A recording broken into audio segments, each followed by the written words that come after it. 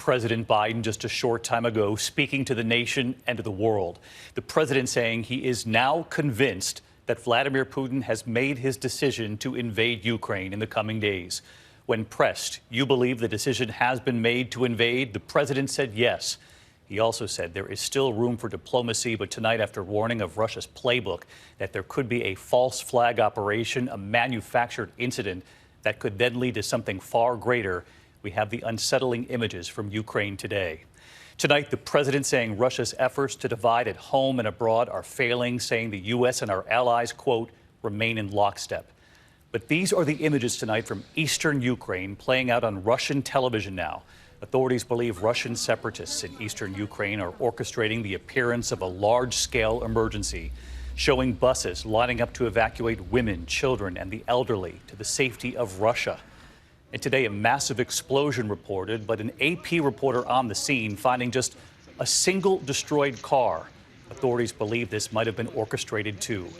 The Russians now making the case, as all of these images now play out on Russian TV, that it's Ukraine that's actually planning military action. The president said just a short time ago that claim defies logic. Mary Bruce standing by at the White House. Martha Raddatz with Defense Secretary Austin. Is there any chance that this is a bluff from Putin? But we're going to begin with ABC senior foreign correspondent Ian Pannell from Ukraine tonight. Tonight, the president saying clearly for the first time that Vladimir Putin has decided to invade Ukraine. As of this moment, I'm convinced he's made the decision. We have reason to believe that. While leaving the door open for a last chance at diplomacy, the president warning he expects an invasion to happen soon. We have reason to believe the Russian forces are planning to and intend to attack Ukraine in the coming week, in the coming days.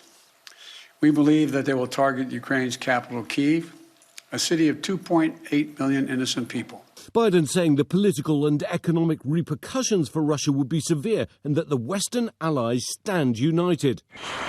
And this is what the White House has been warning for weeks would happen.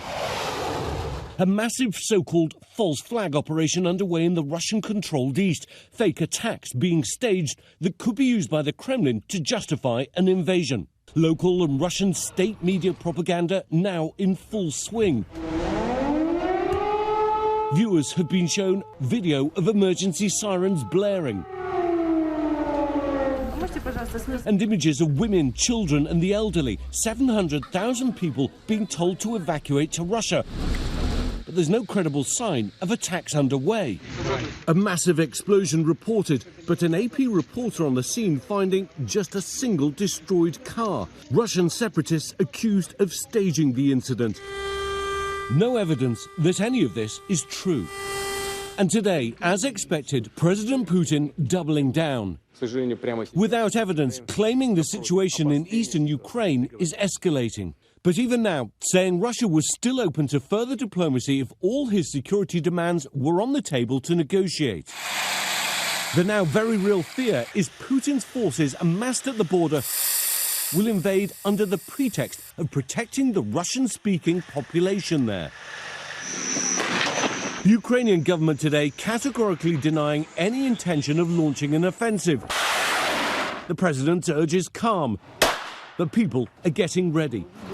This gun club seeing more than a 500% increase in members in the last 3 weeks. Today, even workers from the local water supply station in Lviv taking up arms to protect their city, families and country. Natalia says if something happens, she wants to be ready to defend it. The reality setting in for the people of Ukraine tonight. Ian Pannell joining us tonight from Western Ukraine. And Ian, the president, saying he believes Putin has made his decision to invade now. But we also know that U.S. Secretary of State Blinken and Russian Foreign Minister Lavrov have agreed to meet next week. President Biden also made it clear just a short time ago that if there's any Russian military action, obviously that meeting is off. But then the president remained hopeful that there could still be some sort of a diplomatic solution here. Yeah, that's right, David. I mean, the two things don't seem to quite sit so easily together. It looks like a last gasp for diplomacy, but the gulf between the two sides remains as wide as ever. And if the president is right that an invasion is going to happen anyway in the next few days, it could be all too late. David. Ian Panel with us tonight from Ukraine, leading us off. Ian, thank you. And as you heard there in Ian's piece, President Biden was definitive, saying that he believes President Putin has made this decision to invade. I want to get right to Mary Bruce, live at the White House tonight on two fronts this evening, Mary. First, I'm curious what your sources are telling you, this new urgency, the president saying the decision has been made now, what they've seen, for the president to come out and then say that.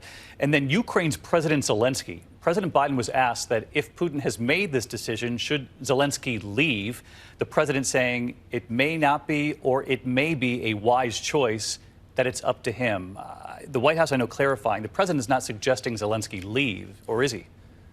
No, David, the White House clarifying that the president does not think it is wise for Zelensky to leave Ukraine at this moment to attend a security conference in Munich, but that ultimately the decision is up to Zelensky. Now, as for the president going this step further, saying he is confident that Putin has decided to invade, I'm told the president is going this further step now based on the intelligence he is now receiving and because of what he's seeing on the ground, that Russia is increasing its troop presence and seeming to try to create an excuse to invade. David. Mary Bruce live at the White House for us. Mary, thank you. Our Martha Raddatz sat down with Defense Secretary Lloyd Austin today in Poland as he was visiting with U.S. and Polish troops. And he made it very clear that Vladimir Putin had assembled the kind of forces on the Ukrainian border that he believes clearly point to an invasion and not a bluff. Martha then pressing on that point. This is not a bluff. I don't believe it's a bluff. I think it's. I think he's assembled the right the kinds of things that you would need to conduct a successful invasion. So. He's got things like medical tents and nurses. You would never have seen that if you were going to be withdrawing your troops.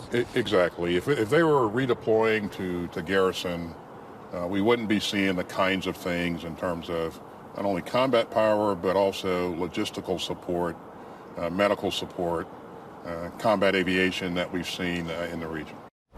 Listing some of the things that we've witnessed on these satellite images, the medical hospitals, for one, that are part of the forces along the Ukrainian border. Martha with us tonight. And Martha, I know that you were asking that question because many at home have been wondering, too, could Vladimir Putin be bluffing, as part of this strategy? But Secretary Austin made it very clear that he doesn't believe Putin would go to these lengths unless he was actually planning something.